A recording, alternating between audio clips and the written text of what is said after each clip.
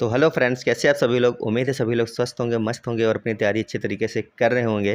जैसा कि आपको पता है कि आपका एग्ज़ाम होना है 6 सितंबर को, जिसकी नोटिफिकेशन आज आपकी जारी हो चुकी है और आपके फार्म भी ऑनलाइन होने शुरू हो चुके हैं, जो कि आपके अगले महीने की 10 तारीख तक होने हैं ऑनलाइन। इसी बीच में आपको भी ऑनलाइन करना है अगर आपको सीट का एग्ज़ाम देना है, चाहे पेपर फर्स्ट हो चाहे पेपर सेकेंड हो। आज की अपनी क्लास रहने वाली CDP की क्लास, यहाँ पर हम लोग करने वाले हैं 20 क्वेश्चन और सारे के सारे क्वेश्चन आपके पेपर फर्स्ट और सेकंड में आए हुए क्वेश्चन हैं, जो कि लगातार आपके एग्जाम में बनते चले आ रहे हैं पिछले कुछ एग्जामों में और आगे भी आने की संभावना रखते हैं। तो आपको इस क्लास में लगातार बने रहना है, 20 के 20 क्वेश्चन करके जाना है। लास्ट में आपको बताना भी है कि आपके कितने क्वेश्चन सही निकले 20 में से और कितने आपके गलत हुए। आपके सामने क्वेश्चन नंबर 1, आपको पता है कि CDP की आपके एग्जाम में सबसे ज़्यादा भूमिका होती है, क्योंकि CDP से ही आपकी बनती है पेडागोजी और पेडागोजी आपके एग्जाम में आती है 90 नंबर की। अगर आपको CDP और पेडागोजी समझ में आ गई तो आपका एग्जाम सीटेट का एक बार में ही कम से कम 120 या 25 नंबर ला सकते हैं और अच्छे नंबरों से सीट का एग्जाम पास कर सकते हैं। तो चलिए क्वेश्चन नंबर 1 का आंसर कीजिए सभी लोग। क्वेश्चन लिखा है, लेव वाइगोत्स्की के अनुसार समीपस्थ विकास क्षेत्र यानी कि ZPD क्या है। फटाफट आंसर करेंगे सभी लोग। लेव वाइगोत्स्की के अनुसार समीपस्थ विकास का क्षेत्र ZPD क्या है।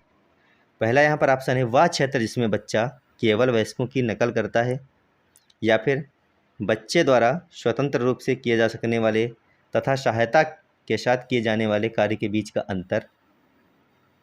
जबकि तीसरा ऑप्शन है, वह भौतिक स्थान जहां बच्चा सबसे अधिक खेलता है। चौथा ऑप्शन है, अधिगम की वह व्यवस्था जब विकास रुक जाता है। तो आपको बताना यहाँ पर क्या है। लेव वाइगोत्स्की के अनुसार समीपस्थ विकास का क्षेत्र, तो जहाँ पर आपको केवल लगा मिल जाए वो आंसर आपको देखते ही काट देना है। नीचे देखिए, आइए CB वाला देखते हैं, बच्चे द्वारा स्वतंत्र रूप से किए जा सकने वाले तथा सहायता के साथ किए जाने वाले कार्य के बीच का अंतर, यानी ऑप्शन नंबर बी यहाँ पर आपका सही होगा। अगर हम बात करें लेव वाइगोत्स्की की, तो आपको पता है कि इनका कहना है कि बच्चे जो हैं वो दूसरे की सहायता से ही सीखते हैं, यानी कि उनको एक पाठ की ज़रूरत होती है पहले जब बच्चे छोटे होते हैं। अगर हम यहाँ पर प्याजे की बात करें तो प्याजे का मानना ये होता है कि बच्चे नन्हे वैज्ञानिक होते हैं और वो अकेले ही सब कुछ सीखते हैं। तो ये चीज़ आपको याद रखनी है, जहाँ पर भी आपको सहायता की बात हो वहाँ पर वाइगोत्स्की सही होंगे, जहाँ पर अकेले की बात हो वहाँ पर प्याजे ही सही होंगे। हमेशा ये चीज़ आप अपने दिमाग में फिट कर लीजिए। तो यहाँ पर आपका ऑप्शन नंबर बी बिल्कुल सही हो गया। सी की अगर बात करें तो लिखा है, वह भौतिक स्थान जहाँ बच्चा सबसे अधिक खेलता है, ये आपका हो गया गलत है। चौथा, अधिगम की वह अवस्था जब विकास रुक जाता है, तो ये भी आपका गलत है। चलते हैं अगले क्वेश्चन पर। इसका ऑप्शन नंबर बी सही था। जीन प्याजे के संज्ञानात्मक विकास के सिद्धांत के अनुसार संरक्षण यानी कि कंजर्वेशन की क्षमता बच्चा किस अवस्था में प्राप्त करता है। पहला ऑप्शन लिखा है संवेदी गामक अवस्था, दूसरा ऑप्शन है पूर्व संक्रियात्मक अवस्था, जबकि तीसरा ऑप्शन है मूर्त संक्रियात्मक अवस्था, चौथा ऑप्शन है औपचारिक संक्रियात्मक अवस्था। तो यहाँ पर आपको इनमें से सही आंसर निकालना था। तो क्या संवेदी गामक अवस्था हो जाएगा? नहीं। मूर्त संक्रियात्मक अवस्था है? नहीं। कौन सी अवस्था है?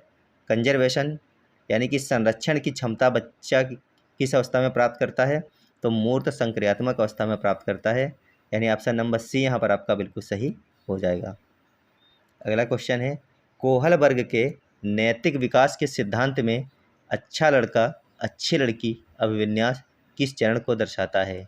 पूर्व पारंपरिक स्तर है, पारंपरिक स्तर है, उत्तर पारंपरिक स्तर है, या फिर अमूर्त स्तर है? अच्छा लड़का अच्छी लड़की अभिविन्यास, तो क्या पूर्व पारंपरिक हो जाएगा ये? नहीं। कौन सा है ये? यह स्तर है पारंपरिक स्तर है, उत्तर और अमूर्त भी नहीं है, यानी कि ऑप्शन नंबर बी आपका सही हो जाएगा। अगला क्वेश्चन है, एक प्रगतिशील कक्षा में शिक्षण अधिगम प्रक्रिया के दौरान बच्चों का मूल्यांकन। पहला ऑप्शन है बच्चों के अधिगम में सहायक नहीं है, दूसरा ऑप्शन है बच्चों की क्षमताओं के आधार पर उन्हें नाम देने के लिए, तीसरा ऑप्शन है बेहद महत्वपूर्ण है क्योंकि यह बच्चों की समझ की जानकारी देता है और शिक्षक को अपने शिक्षण पर विचार करने में मदद करता है, जबकि चौथा ऑप्शन है केवल अंकों पर आधारित होना चाहिए। यहाँ पर केवल लग जाए देखते ही काट देना था। बच्चों के अधिगम में सहायक नहीं है ये, तो बताइए क्या ऑप्शन नंबर ए भी आपका गलत है? बिल्कुल। बी की बात करें तो बच्चों की क्षमताओं के आधार पर उन्हें नाम देना, ये भी आपका गलत है। सही कौन सा है? बेहद महत्वपूर्ण है क्योंकि यह बच्चों की समझ की जानकारी देता है और शिक्षक को अपने शिक्षण पर विचार करने में मदद करता है। ऑप्शन नंबर सी इस क्वेश्चन के लिए बिल्कुल सही हो जाएगा। अगला क्वेश्चन है, हार्वर्ड गार्डनर के बहुबुद्धि सिद्धांत के अनुसार वह बुद्धि जो दूसरों के इरादों, भावनाओं और व्यवहारों को समझने और उनके साथ काम करने की क्षमता देती है। तो यहाँ पर कौन सी हो जाएगी? पहला ऑप्शन दिया है अंतः व्यक्तिगत बुद्धि, जबकि दूसरा ऑप्शन दिया है अंतर व्यक्तिक बुद्धि, जबकि तीसरा ऑप्शन है प्राकृतिक बुद्धि, चौथा ऑप्शन है स्थानिक बुद्धि। तो बताइए इनमें से कौन सा सही हो जाएगा? हार्वर्ड गार्डनर के बहुबुद्धि सिद्धांत के अनुसार आपको बताना था, तो इसका सही आंसर हो जाएगा अंतर व्यक्तिक बुद्धि, ऑप्शन नंबर बी। अगला क्वेश्चन है समावेशी शिक्षा का अर्थ है। समावेशी शिक्षा का आपको अर्थ बताना है, फटाफट आंसर कीजिए क्या हो जाएगा? केवल, जहाँ पे केवल लगा हुआ हो जाए उसके आगे क्वेश्चन नहीं पढ़ना है, आंसर भी नहीं पढ़ना है, कुछ नहीं पढ़ना है। देखिए मेधावी बच्चों के लिए अलग कक्षा का प्रावधान करना, ऑप्शन नंबर सी भी आप काट सकते थे। उसके बाद में आपका आता है ऑप्शन नंबर डी आर्थिक रूप से कमजोर वर्ग के लिए केवल, तो केवल यहाँ पर भी लगा, इसको भी काट दीजिए। ऑप्शन नंबर बी पढ़िए सभी बच्चों को उनकी क्षमताओं की परवाह किए बिना नियमित स्कूल प्रणाली में समान शिक्षा देना। बहुत ही सटीक और सही आंसर है ऑप्शन नंबर बी। समावेशी शिक्षा का अर्थ क्या है? जितने भी बच्चे हैं आपके विद्यालय में उनकी क्षमताओं की परवाह न कीजिए आप, बल्कि क्या कीजिए नियमित स्कूल प्रणाली में समान शिक्षा देना है आपको सभी को। अगला क्वेश्चन है क्वेश्चन नंबर 7। क्वेश्चन लिखा है बाल केंद्रित शिक्षा शास्त्र की क्या विशेषता है? कहने का मतलब है चाइल्ड सेंटर्ड पेडागोजी, यानी कि बाल केंद्रित शिक्षा शास्त्र की विशेषता क्या है? केवल जहाँ पे लगा हुआ उसको काट दीजिए। यंत्रवत याद करवाना, बल देना, योग्यता के आधार पर, यह भी गलत है। बच कौन सा गया? बच्चों के अनुभवों और उनकी आवाज़ को प्रमुखता देना, ऑप्शन नंबर बी यहाँ पर आपका सही है। जो बच्चे के अनुभव होते हैं, जो बच्चा सीखा होता है, उनके अनुभवों को और उनके द्वारा बोली जाने वाली चीज़ों को क्या देना? प्रमुखता देना ही बिल्कुल सही यहाँ पर हो जाएगा। अगला क्वेश्चन है वाइगोत्स्की के अनुसार भाषा और विचार के संबंध में कौन सा कथन सही है? भाषा पहले से आती भाषा विचार से पहले आती है और संज्ञानात्मक विकास को निर्देशित करती है, जबकि दूसरा ऑप्शन है विचार भाषा से पहले आता है। तीसरा ऑप्शन है भाषा और विचार एक दूसरे से पूरी तरह स्वतंत्र है। चौथा ऑप्शन है भाषा विकास का संज्ञानात्मक विकास से कोई लेना देना नहीं है। तो बताइए इन चारों में कौन सा सही हो जाएगा?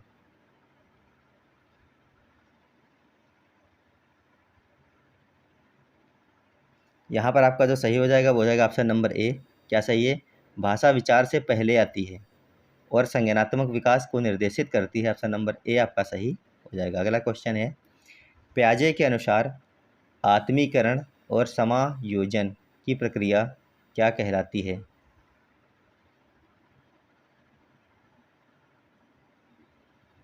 आत्मीकरण का मतलब होता है एसिमिलेशन और समायोजन का मतलब होता है एकोमोडेशन। तो आपको बताना है कि ये प्रक्रिया क्या कहलाती है। संगठन कहलाती हैं, अनुकूलन कहलाती हैं, संतुलन या फिर स्कीमा कहलाती हैं। तो प्याजे की जहाँ पर आपको बात होती हुई लग रही हो, आत्मीकरण है, समायोजन, ये सब क्या है? अनुकूलन है, यानी कि ऑप्शन नंबर बी यहाँ पर आपका सही हो जाएगा। अगला क्वेश्चन है डिसलेक्सिया मुख्य रूप से किस कठिनाई से संबंधित है? डिसलेक्सिया पढ़ने और वर्तनी की समस्या, चलने में समस्या, सुनने में, गणती गणना में। तो यहाँ पर आपका हो जाएगा पढ़ने और वर्तनी में समस्या। अगला क्वेश्चन है शिक्षण की प्रोजेक्ट विधि के जनक कौन माने जाते हैं? शिक्षण की प्रोजेक्ट विधि के जनक कौन माने जाते हैं? किलपैट्रिक, जॉन डीवी, फ्रोबेल या फिर स्किनर? तो ये माने जाते हैं किलपैट्रिक। अगला क्वेश्चन देखिए। क्वेश्चन है बच्चों के विकास के संदर्भ में आनुवंशिकता और पर्यावरण की भूमिका के बारे में क्या सत्य है? बच्चों के विकास के संदर्भ में आपसे पूछा गया है कि आनुवंशिकता और पर्यावरण की भूमिका के बारे में सत्य क्या है? पहला ऑप्शन है विकास में केवल, तो केवल वाला काट देना है। यहाँ पर भी लिखा है विकास में केवल, इसको भी काट दीजिए। उसके बाद में आपके पास में बच गया ऑप्शन नंबर सी और डी। बताइए इनमें से कौन सा सही हो जाएगा? देखिए ऑप्शन नंबर सी क्या लिखा है? ऑप्शन नंबर सी लिखा है विकास आनुवंशिकता और पर्यावरण दोनों की जटिल अंतःक्रिया का परिणाम है। तो ऑप्शन नंबर सी तो सही लग रहा है। डी भी देखिए लिखा है दोनों का विकास पर कोई प्रभाव नहीं पड़ता, ये आपका गलत है। तो आपके पास में सही कौन सा बच गया? ऑप्शन नंबर सी सही बच गया। जितने लोगों ने सी किया उनका सबका बिल्कुल सही हो जाएगा। अगला क्वेश्चन देखिए लिखा है अमूर्त संक्रियात्मक अवस्था 11 से 15 वर्ष की मुख्य विशेषता क्या है? वस्तु स्थायित्व, प्रतीकात्मक विचार, परिकल्पनात्मक निगमनात्मक तर्क या फिर जीववाद? तो बताइए अमूर्त संक्रियात्मक अवस्था जो कि 11 से 15 वर्ष की मुख्य अवस्था है उसकी विशेषता आपसे पूछ रहा है, क्या हो जाएगी? तो यहाँ पर जो आपका सही आंसर हो जाएगा वो हो जाएगा ऑप्शन नंबर सी, परिकल्पनात्मक और निगमनात्मक तर्क। अगला क्वेश्चन है, सामाजिकरण की प्राथमिक संस्था कौन सी है? क्या मीडिया है, विद्यालय है, परिवार है या फिर सरकार है? सामाजिकरण की प्राथमिक संस्था जो मानी जाती है वो आपकी मानी जाती है परिवार। ऑप्शन नंबर सी सही हो जाएगा यहाँ पर।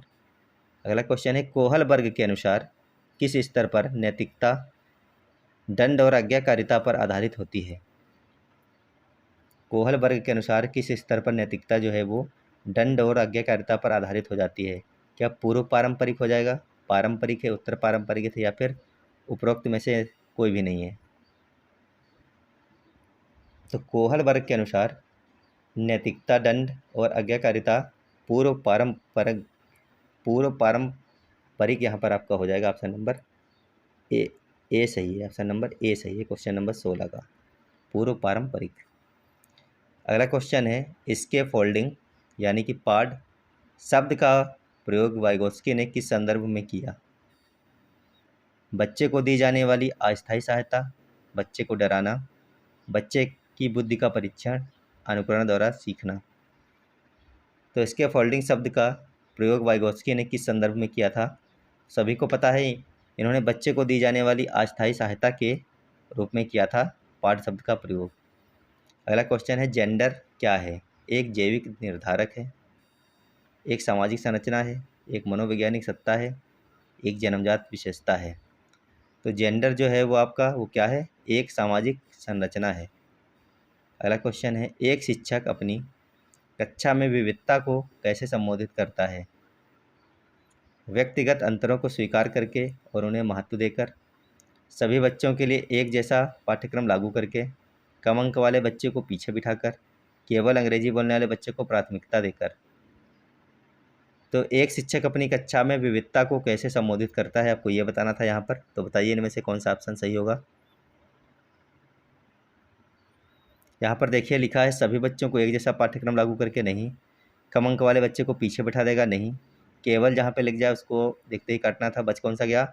व्यक्तिगत अंतरों को स्वीकार करके और उन्हें महत्व देकर। ऑप्शन नंबर ए यहाँ पर आपका सही हो जाएगा। अगला और अंतिम क्वेश्चन है, प्याजे के अनुसार स्कीमा का अर्थ है, आपको बताना है प्याजे के अनुसार स्कीमा का क्या अर्थ है? याद करने की क्षमता है, व्यवहार का एक व्यक्तिगत पैटर्न या मानसिक ढांचा है, रक्षा तंत्र है, संवेदी अंग है। तो प्याजे के अनुसार स्कीमा व्यवहार का एक व्यक्तिगत पैटर्न या मानसिक ढांचा है। तो यानी ऑप्शन नंबर यहाँ पर बी आपका सही हो जाएगा। जितने भी लोगों ने ऑप्शन नंबर बी किया था उनका सबका बिल्कुल सही हो जाएगा। आपको बताना है कमेंट बॉक्स में 20 में से कितने क्वेश्चन आप सही कर पाए। वीडियो आपको कैसी लगी? अगर क्लास अच्छी लगी तो वीडियो को लाइक करना है। चैनल पर अगर पहली बार आए तो चैनल को सब्सक्राइब करके जाइएगा। यहाँ पर बहुत ही जल्द आपको हिमांशी मैम की सभी क्लासें मिलने वाली हैं। हमारी भी क्लासें आपको मिलती रहेंगी लगातार। मिलेंगे आपको अगली वीडियो में। जब तक के लिए आप लोग पढ़ते रहिएगा, स्वस्थ रहिएगा, मस्त रहिएगा। धन्यवाद, बाय बाय।